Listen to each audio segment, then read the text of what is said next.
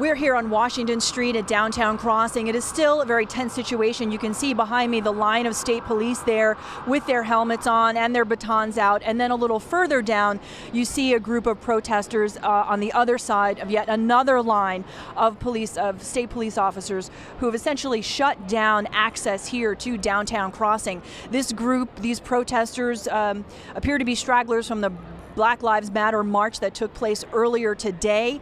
We want to show you some video from about 5 p.m. today when things got very heated and very aggressive. Again, these were protesters who seemed to be fighting with some members of the free speech rally that appeared from earlier today. And those fights would escalate into violence, police would step in, and then protesters would confront police. So it's very confusing. But we saw many of these demonstrators throwing bottles of water at police officers, chanting profanities at them. Again, things got very heated. Earlier in the day, we saw some officers who were taking people into custody, and I think you can see from the video that they also one man was taking a swing at a police officer, and again, more bottles of water being thrown. A total of 27 arrests have been made over the course of this day, although as you can tell, this is not over just yet, so perhaps more to come.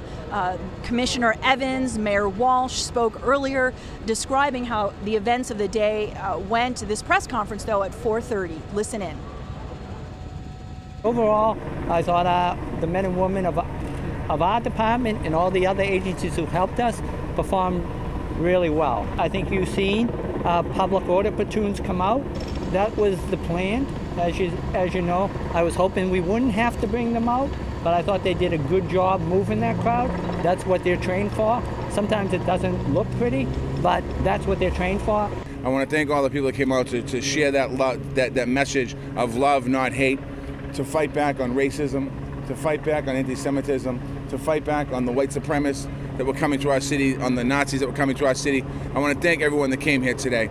We are live back here again on Washington Street in Downtown Crossing, where you can see police have blocked access, essentially trying to break up a crowd of protesters who were getting very aggressive, turning somewhat violent against police. Also, there was some sort of chemical, mace, gas, something used to control the crowd here as well, and that also seemed to break things up. But again, there's still a bit of a tense situation. You can see the state police officers here are on the move. Again, they're moving out of the way. Perhaps this group of protesters will be coming down the street as they have been meandering through this Downtown Crossing area from the Boston Common.